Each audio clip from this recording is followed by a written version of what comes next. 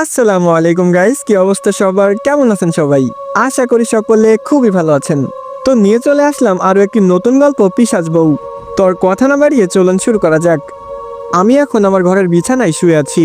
আমার শরীরের সবগুলো অংশই এখন অচল। আমি চাইলেই নড়তে পারি না। শুধুমাত্র আমার চোখগুলা আর মস্তিষ্ক এখনো বেঁচে রয়েছে। আমার পাশেই আমার স্ত্রী জুলেখা বসে আছে। সে আজ নতুন একটা লাশ নিয়ে ঘরে ঢুকেছে। লাশটা একটা 6-7 বছরের বাচ্চা মেয়ের। মেয়েটার গলা দিয়ে এখনো রক্ত পড়ছে। বুঝলাম হয়তো কোনো বাচ্চা মেয়েকে সবেমাত্র ছুরি দিয়ে গলায় আঘাত করে খুন করেছে জুলেখা। আমার সামনেই মেয়েটাকে নিয়ে বসলো সে। একটু পরপর জুলেখা বিকট শয়তানি হাসির শব্দ করে হাসছিল। জুলেখা একটা ছুরি এনে বাচ্চা মেয়েটাকে নিয়ে বসলো। এরপর ছুরি দিয়ে মেয়েটার গলা থেকে মাথাটা আলাদা করলো। এরপর মাথাটা নিয়ে আমাদের ফ্রিজে রাখলো। ফ্রিজে এই নিয়ে 13টা বাচ্চার মাথা রাখা রয়েছে। এরপর জুলেখা আবার লাশের কাছে ফিরে এলো। এরপর লাশের গলায় জিহ্বা ঢুকিয়ে বাচ্চারা যেভাবে পাইপ দিয়ে জুস খায় সেভাবে মেয়েটার পুরো শরীর থেকে রক্ত চুষে চুষে খেয়ে মেয়েটার শরীর রক্ত শূন্য করে দিল। এরপর জুলেখা মেয়েটার শরীর থেকে এক একটা অংশ আলাদা করতে লাগলো এবং বন্য পশুদের মতো সেগুলো ছিঁড়ে ছিঁড়ে খেতে লাগলো। জুলেখা মেয়েটার শরীর ছুরি দিয়ে গলা থেকে মাঝ বরাবর 2 ভাগ করে ফেললো। তারপর মেয়েটার বুকের মাঝখানে ছিদ্র করে হাড়টা বের করে তৃপ্তি সহকারে খেতে লাগলো। একের পর এক মেয়েটার পুরো শরীর খেয়ে ফেললো সে। আমি চোখ বড় বড় করে অনেক ঘৃণার সাথে তার এই নোংরামি দেখছিলাম। আমার চিৎকার করে বলতে মন চাচ্ছে, থামাও এসব জুলেখা, আর এত নিষ্ঠুর হয়েও না মানুষের প্রতি। তবে আমার কণ্ঠ দিয়ে কোনো শব্দ বের হচ্ছিল না। আমি এই দৃশ্য দেখতে চাই না ভেবে চোখটাও বন্ধ করতে পারছি না, কারণ আমি আমার চোখ বন্ধ করতেও অপারগ। একটু পর জুলেখা আমার কানের কাছে এসে বলল, 13টা বাচ্চার মাথা জোগাড় হয়ে গেছে, আর মাত্র 8টা মাথা লাগবে। এতদিন একটু কষ্ট করে বেঁচে নাও, কথা দিচ্ছি এরপর আমি তোমাকে মৃত্যুর দুয়ারে পৌঁছে দিয়ে আসব। এটা বলে একটা অট্ট হাসিতে মেতে উঠল সে। আমি তার কথা শুনতে পাচ্ছিলাম, তবে কোনো উত্তর দেওয়ার সক্ষমতা আমার নেই। এইরকম একটা বিশ্বাস বউয়ের সাথে বেঁচে থাকার কোনো ইচ্ছাই আমার নেই। আমি মনে মনে শুধু বিধাতার কাছে মৃত্যু কামনা করি, এর বেশি আর কিছুই না। তবে আমি কোনো পিশাচ মেয়েকে বিয়ে করিনি। আমার সাথে এই ঘটনা শুরু হয় আজ থেকে 6 মাস আগে। আমি সবেমাত্র লেখাপড়া শেষ করি। তারপরেই একটা নতুন কোম্পানিতে চাকরিও পেয়ে যাই। স্যালারিও বেশ ভালো ছিল। আমি আমার বাবা মায়ের একমাত্র ছেলে ছিলাম, তাই তারা আমাকে বিয়ে দেওয়ার জন্য পাগল হয়ে যাই। আমি বাধ্য হয়েই মা বাবার চাপে বিয়ের জন্য রাজি হয়ে যাই। জুলেখা খাতুন নামের একটা মেয়ের সাথে আমার বিয়ে ঠিক হয়ে যায়। আমাদের দুইজনেরই একে অপরকে খুব পছন্দ হয়। সব কিছু ঠিকঠাকই চলছিল। তবে বিয়ের আগে হঠাৎ একদিন জুলেখা তার পরিবার আর আমার কাছে বায়না ধরে যে সে নাকি তার ভার্সিটি থেকে শিক্ষা সফরে সুন্দরবনের পাশে একটা জঙ্গলে যাবে, সেখানে তারা 3 দিনের জন্য থাকবে। জুলেখা এমনভাবে আমাকে অনুরোধ করেছিল যে আমি আর তাকে না করতে পারিনি। তবে তখন কে জানতো যে তাকে জঙ্গলে ঘুরতে যাওয়ার অনুমতি দেওয়াটাই আমার জীবনে কাল হয়ে দাঁড়াবে। ওইখানে থাকার সময় রোজই জুলেখা আমার সাথে কথা বলতো। তবে তৃতীয় দিন কল করে তার নাম্বার বন্ধ পাই। এরপর জানতে পারি যে সেইখানে নাকি জুলেখাকে খুঁজে পাওয়া যাচ্ছে না। আমরা কথাটা শুনে বেশ অবাক হয়ে ছুটে যাই তাকে খুঁজতে। টানা 7 দিন জঙ্গলে পুলিশ সহ আমরা খোঁজাখুঁজি করার পর জঙ্গলের অনেক ভেতরে একটা গাছের নিচে অজ্ঞান অবস্থায় আমরা জুলেখাকে খুঁজে পাই। জুলেখার কাছে জানতে চাই যে সে কিভাবে জঙ্গলের এত ভিতরে চলে আসে। জুলেখা বলল সে নাকি কিছুই জানে না, কখন 7 দিন কেটে গেছে এটাও সে বোঝেনি। এরপর থেকে একেবারে বদলে যায় জুলেখা। বেশ অদ্ভুত ব্যবহার করতে থাকে সে। আমার সাথেও আগের মতো কথা বলে না সে। তবে এরপর আমাদের বিয়ে হয়ে যায়। তবে জুলেখা আর স্বাভাবিকভাবে আমাদের সাথে কথা বলে না। তার মা বাবার কাছেও জুলেখাকে অপরিচিত মনে হয়। আমি কিছুই বুঝতে পারছিলাম না, তবে সব কিছু স্বাভাবিকভাবে গ্রহণ করি। আমার আর জুলেখার বিয়ের দিন হঠাৎ করে শুনি আমাদের বাড়িতে বেড়াতে আসা একটা 8 বছরের মেয়েকে খুঁজে পাওয়া যাচ্ছে না। আমরা সবাই পুরো বাড়ি পুরো এলাকা খুঁজেও মেয়েটাকে পাইনি। তবে আমাদের বিয়েটা ভালো মতোই হয়ে যায়। এরপর আমাদের বিয়ের রাতে আমরা দুইজনেই ঘুমিয়ে পড়ি। তবে মাঝরাতে কারো একজনের হাড় চিবানোর শব্দে আমার ঘুম ভেঙে যায়। ঘুম থেকে উঠে দেখি জুলেখা আমার পাশে নেই, আর শব্দটা ঘরের ওয়াশরুম থেকেই আসছিল। আমি খাটের নিচ থেকে একটা রক্তের দাগ দেখতে পাই, যেটা ওয়াশরুম পর্যন্ত ছড়িয়ে আছে। রক্তের দাগ দেখে মনে হচ্ছে যে কোনো একটা মৃত বস্তুকে টেনে ওয়াশরুম পর্যন্ত নিয়ে যাওয়া হয়েছে। আমি বেশ ভয় পেয়ে যাই। ভয়ে ভয়ে ওয়াশরুমের দিকে যাচ্ছিলাম আর ডাকছিলাম, জুলেখা তুমি কোথায়? তুমি কি ওয়াশরুমে? আমাকে ভয় দেখানোর জন্য এসব করছো, তাই না? তবে ওয়াশরুমের ভেতর থেকে কোনো উত্তর আসেনি, শুধু হাড় কামড়ে খাওয়ার শব্দ আসছিল। আমি ওয়াশরুমের ভেতরে তাকিয়ে যা দেখলাম তার জন্য আমি মোটেও প্রস্তুত ছিলাম না। জুলেখা একটা বাচ্চা মেয়ের শরীর ছিঁড়ে ছিঁড়ে চিবিয়ে খাচ্ছিল। আমি মেয়েটার মুখ দেখে চিনতে পারছিলাম, আরে এটা তো সেই মেয়ে যে আজ আমাদের বাড়ি থেকে হারিয়ে গিয়েছিল। এই দৃশ্য দেখে ভয়ে তো আমার পুরো শরীর অবাক হয়ে আসছিল। আমি জুলেখাকে প্রশ্ন করি, জুলেখা, তুমি কি পাগল হয়ে গেছো? এইগুলো কি করছো? এইভাবে একটা মানুষ আর একটা মানুষকে কিভাবে হত্যা করে খেতে পারে? তুমি কি পশু হয়ে গেছো? আমি এখনই আমার বাড়ির সবাইকে ডাকছি। এই বলেই আমি যেই আমার বাবা মাকে ডাকতে যাচ্ছিলাম, হঠাৎ আমার গলা থেকে শব্দ বের হওয়া বন্ধ হয়ে গেল। আমি আর সামনের দিকে হাঁটতে পারছিলাম না। আমার পুরো শরীর অবাক হয়ে গেল। জুলেখা আমাকে উঁচু করে বিছানায় শুইয়ে দিল আর কানে কানে আমাকে বলল, সবে তো মাত্র একটা খুন করেছি, এখনও পুরো পৃথিবীকে হত্যা করা বাকি। আমি একের পর এক হত্যা করব, আর তার সাক্ষী থাকবে তুমি। আর তুমি এখন থেকে প্যারালাইজড, যা দেখবে আর শুনবে তার কাউকে বলতে পারবে না। এই বলে একটা অট্ট হাসিতে মেতে উঠল জুলেখা। এরপরে সবাই ভাবে আমি প্যারালাইজড হয়ে গেছি। এরপরে একে একে আরো মানুষকে হত্যা করতে থাকে সে। আমার চোখের সামনে জুলেখা আমার মা বাবা দুইজনকেই হত্যা করে ছিঁড়ে খায় তাদের দেহ। এরপর তার নিজের মা বাবাকেও এনে খুন করে নিজের খিদা মিটাই সে। আমি সবকিছু দেখতে পারছিলাম, তবে কোনো কিছু বলার শক্তি ছিল না আমার।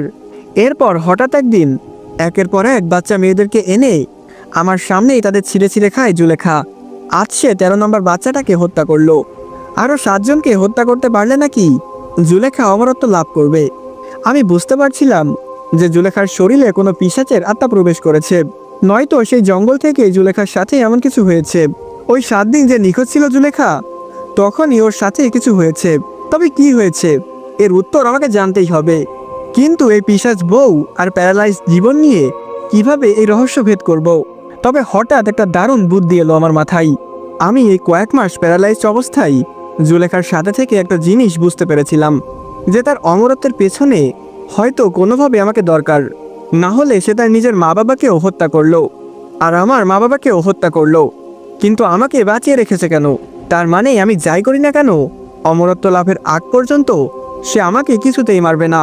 তবে তার অমরত্ব লাভের আগে যদি আমি এই প্যারালাইজ জীবন থেকে মুক্তি না পাই, তাহলে সে অমরত্ব পেয়ে অনেক খারাপ কিছু করতে পারে, আরও প্রাণ যাবে হাজারো নিষ্পাপ মানুষের। আর আমাকে এই প্যারালাইজ জীবন থেকে একমাত্র মুক্তি দিতে পারে জুলেখাই। কিন্তু সে আমাকে কেন মুক্তি দিবে? বুঝলাম সে যেমন আমাদের সাথে ছলনা করেছিল, আমাকেও তার সাথে ছলনার আশ্রয় নিতে হবে। তবে এর আগে তো আমাকে জুলেখার সাথে কথা বলতে হবে, কিন্তু আমার মুখ দিয়ে তো কোনো শব্দই বের হয় না। অবশ্য আমি একটা জিনিস লক্ষ্য করতাম, জুলেখা যখন আমার পাশে বসে থাকতো, তখন আমি মনে মনে কি চিন্তা করছি তা না বুঝলেও আমি তাকে কি বলার চেষ্টা করছি তার উত্তর সে আমার কানের কাছে এসে দিত। আমি বুঝতাম না আমি শব্দ করা ছাড়াও ও কিভাবে বুঝতো আমি কি বলতে চাই। আমার যখন খুব ক্ষুধা পেত, তখন তাকে কিছু না বললেও আমার জন্য সে খাবার নিয়ে আসতো। আমি কথা বলতে না পারলেও আমার সব অনুভূতিগুলো তার জানা ছিল। বুঝলাম এইভাবেই কথা বলে ছলনার ছলে জুলেখাকে বোকা বানাতে হবে। ভালো মানুষদের সাথে বন্ধুত্ব করতে নিজের ভালো গুণগুলো প্রদর্শন করতে হয়, আর খারাপ মানুষের সাথে বন্ধুত্ব করতে তার খারাপ গুণগুলোকেই নিজের আয়ত্তে এনে তার সামনে প্রদর্শন করতে হয়।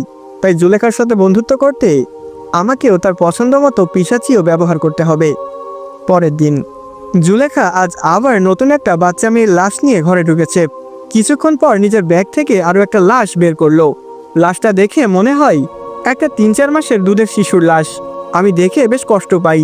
এই নবজাতকের কি দোষ ছিল যে এটাকে জুলেখা তার ক্ষুধা নিবারণে ব্যবহার করবে? একটু পর রোজকার মতো ছুরি দিয়ে লাশ দুইটার মাথা শরীর থেকে আলাদা করে বন্য পশুদের মতো ছিঁড়ে ছিঁড়ে তাদের মাংস খাচ্ছিল জুলেখা। আমার এই দৃশ্য দেখে বেশ কষ্ট আর মায়া লাগছিল। তবে আজ আমাকে ভালো দলে না, খারাপের দলে নাম লেখাতে হবে, তাই দয়া মায়া দেখিয়ে লাভ নেই। জুলেখা তাদের দেহ খেতে খেতে আমার দিকে তাকিয়ে বলল, আহ, বাচ্চা ছেলে মেয়েদের রক্তে আর মাংসে এত স্বাদ। আমার তো মনে হয় পুরো পৃথিবীর সব বাচ্চাদের যদি একবারে খেতে পারতাম, আহ, কি তৃপ্তিটাই না পেতাম। রোজ একটা বা দুইটা বাচ্চা ছেলে মেয়েকে খুঁজে পেতেও কত কষ্ট হয় আমার। ভিখারি সেজে কত কষ্ট করে মানুষকে বোকা বানিয়ে আনতে হয় তাদেরকে। আমি তাকে উত্তর দেওয়ার চেষ্টা করি, তুমি তো বোকা। আমি তোমার জায়গায় থাকলে দিনে 8-10টা বাচ্চা ছেলে মেয়েকে খুন করতে পারতাম, আর রক্তের সাগর করে দিতাম এই ঘরটাকে। এটা বলতে চেয়েছিলাম জুলেখাকে। তবে মুখ দিয়ে কোনো শব্দ বের না হলেও জুলেখা অবাক হয়ে আমার চোখের দিকে তাকিয়ে রইল। বুঝলাম সে আমার কথাটা শুনতে পেরেছে। সে আমার দিকে অবাক হয়ে তাকিয়ে জানতে চাইল, 8-10টা বাচ্চা? রক্তের সাগর কিভাবে করতে? উপায় বলে দাও আমায়। এরপর আমি চুপ হয়ে থাকি। আমি যে চাইছিলাম তাই হলো। জুলেখা উত্তেজিত হয়ে পড়ল, কিভাবে এতগুলো বাচ্চাকে ঘরে আনা যায় এটা জানার জন্য। এরপর বাধ্য হয়ে সে আমার মুখে হাত রেখে আমার কথা বলার শক্তি ফিরিয়ে দেয়। তবে তখনও মুখ বাদে পুরো শরীর অবশ। জুলেখা যখন অধিক আগ্রহে আমার কাছে এর উত্তর জানতে চাই, তখন আমি ছলনার মাধ্যমে তাকে উত্তর দেই, আছে জুলেখা, আছে।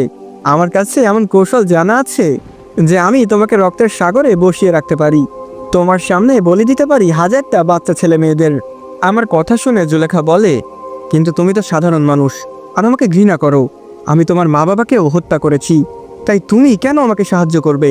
বিশ্বাস করো, এই কয়েক মাস তোমার পাশে থেকে তোমার এই মানুষ হত্যা আর ছিঁড়ে ছিঁড়ে খাওয়ার দৃশ্য দেখে আমারও কেমন যেন রক্তের নেশা লেগে গেছে।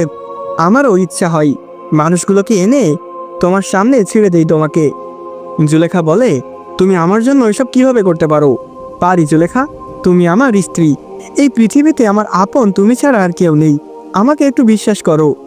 জুলেখা বলে, আমি মানুষকে বিশ্বাস করি না। ঠিক আছে, তাহলে আবার আমার মুখ অবাস করে দাও। শুয়ে রাখো আমাকে এই বিছানায়। আবার ভিখারি সেজে ঘুরে ঘুরে জোগাড় করো একটা একটা করে বাচ্চাকে। আমার বুদ্ধির কি দরকার তোমার? এই বলেই আমি চুপ হয়ে যাই। এরপর জুলেখা বেশ চিন্তায় পড়ে যাই। আমি জানতাম যে তার মাথায় একটাই কথা ঘুরছে, 8-10টা বাচ্চা, তাজা শরীর আর তাজা রক্ত। জুলেখার আমাকে বিশ্বাস করা ছাড়া আর কোনো উপায়ও ছিল না।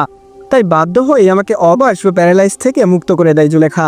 তবে আমাকে বলে দেয় সে, তোমাকে আমি মুক্ত করলাম যাতে তুমি আমার জন্য বাচ্চা ছেলে মেয়েদেরকে ধরে আনতে পারো। কিন্তু কোনোভাবে যদি দেখি বিশ্বাসঘাতকতা করেছো, তাহলে আবার তোমাকে আগের মতো ফিরিয়ে আনবো। না পারবে বাঁচতে আর না পারবে মরতে। আমি বুঝলাম আমাকে আগে জুলেখার বিশ্বাস অর্জন করতে হবে। এর জন্য আমাকে তার জন্য বাচ্চা শিকার করে আনতে হবে। আমি জুলেখার অনুমতি নিয়ে বাড়ি থেকে বেরিয়ে পড়লাম বাচ্চা শিকারের উদ্দেশ্যে। কেউ যাতে আমাকে চিনতে না পারে, তাই মুখ এবং পুরো শরীর কালো কাপড় দিয়ে ঢেকে নেই। আমি বাড়ি থেকে বেরিয়ে বাহিরে রাস্তায় এসে দাঁড়ালাম বাচ্চার খোঁজে। আমি বুঝতে পারলাম যে জুলেখা আমার উপর নজর রাখছে। আমি যদি এখন জুলেখাকে না বলে রহস্য বের করতে জঙ্গলে যাই, আর সে যদি কোনোভাবে বুঝতে পারে যে আমি তার সাথে ছলনা করছি, তাহলে সে আমাকে প্যারালাইজ করে দিবে। তারপর আমি আর জুলেখার এই পিশাচ হয়ে ওঠার রহস্য জানতে পারবো না, আর সে পিশাচে অমরত্ব লাভ করবে। তাই জুলেখাকে খুশি করতে হলে আমাকেও হতে হবে পিশাচ, স্বীকার করতে হবে একটা নিষ্পাপ প্রাণ। আমি এই রহস্যের সমাপ্তির জন্য যে কোনো কিছু করতে পারি। আমি অনেকক্ষণ রাস্তায় দাঁড়িয়েছিলাম একটা বাচ্চাকে খুঁজে পাওয়ার জন্য, তবে কোথাও খুঁজে পেলাম না। এরপর হঠাৎ একটা বাচ্চা ছেলেকে হেঁটে আসতে দেখলাম। বাচ্চাটাকে দেখে মনে হচ্ছিল টোকাই, আর রাস্তায় বোতল কোড়াতে কোড়াতে আমার দিকে এগিয়ে আসছিল। তবে তাতে আমার কি? আমার তো জুলেখার জন্য একটা রক্ত মাংসের বাচ্চা লাগবে শুধু। আমি ছেলেটাকে বললাম, চল আজকে আমার বাড়িতে চল, তোর জন্য অনেক ভালো খাবার আর খেলনা রাখা আছে। ছেলেটা প্রথমে আমার সাথে যেতে না চাইলেও অনেক জোর করেই তাকে বাড়ির ভিতরে নিয়ে গেলাম। ছেলেটা বেশ ভয় পেয়েছিল, তবে ছেলেটাকে দেখে জুলেখার চোখে মুখে শুধু হাসি আর আনন্দ দেখতে পাচ্ছিলাম। ছেলেটা জুলেখার দিকে অবাক দৃষ্টিতে তাকিয়েছিল। আমি পাশ থেকে ছুরিটা এনে সোজা ছেলেটার গলায় চালিয়ে দিলাম। ছেলেটা কিছু বুঝে ওঠার আগেই ছেলেটার গলা কেটে পুরো ঘরে রক্ত ছিটিয়ে পড়ল। জুলেখা রক্ত দেখে পাগলের মতো রক্ত খেতে লাগলো। এরপর জুলেখার থেকেও ভয়ঙ্করভাবে ছেলেটার শরীরকে কেটে কেটে জুলেখার হাতে দিচ্ছিলাম, আর জুলেখা তৃপ্তি সহকারে তা ছিঁড়ে ছিঁড়ে খাচ্ছিল। এরপর বাচ্চাটার বুকের বাম পাশ ছিদ্র করে নিজের হাতে হাড়টা তুলে বের করে জুলেখার হাতে দিলাম। জুলেখা আমার পিশাচীয় কার্যকলাপ দেখে অবাক হয়ে যায়। সে ভাবতেও পারেনি যে আমি এতটা দ্রুত তার মতো হয়ে যেতে পারবো। এরপর জুলেখার আমাকে বিশ্বাস করা ছাড়া আর কোনো উপায় রইল না। জুলেখাকে আমি বললাম, জুলেখা, এইবার তো আমাকে বিশ্বাস হলো, আমাকে আরও 24 ঘন্টা সময় দাও, আমি বাচ্চাদের বন্যা বইয়ে দিব এখানে। জুলেখা বলে, ঠিক আছে, যাও। আমার রক্ত চাই, মাংস চাই, আরও অনেক বাচ্চা চাই, যাও দ্রুত নিয়ে আসো তাদের। এরপর আবার আমি বাড়ির বাহিরে চলে আসলাম। বুঝলাম এখন আর জুলেখা আমাকে সন্দেহ করবে না। আমাকে সে জঙ্গলে গিয়ে রহস্যের সমাধান করতে হবে। তবে আমার কাছে মাত্র 24 ঘন্টা সময় আছে। এরপর জুলেখা আবার রক্তপিপাসু হয়ে যাবে আর আমাকে খুঁজতে থাকবে। কিন্তু জঙ্গলে যাবার আগে আমাকে আগে ঋষি মহারাজের কাছে যেতে হবে। শুনেছি তিনি নাকি পিশাচদের নিয়ে অনেক গবেষণা করেন। আমি ঋষি মহারাজের কাছে যাই এবং তাকে সব কথা খুলে বলি। সে আমার কথা শুনে আঁতকে উঠে অবাক হয়ে দাঁড়িয়ে যাই আর বলে, এ তুমি কি করেছো? কাকে বিয়ে করেছো? তুমি যাকে বিয়ে করেছিলে তার শরীরটা জুলেখার, তবে তার আত্মাটা পিশাচের। জুলেখার শরীরে পিশাচ দেবী অ্যারেন্ডিয়ার আত্মা রয়েছে। মানে কি? কে এই পিশাচ দেবী আর ইন্ডিয়া? তো এখানেই শেষ হয়ে যায় পিশাচ বউ গল্পের প্রথম পর্ব।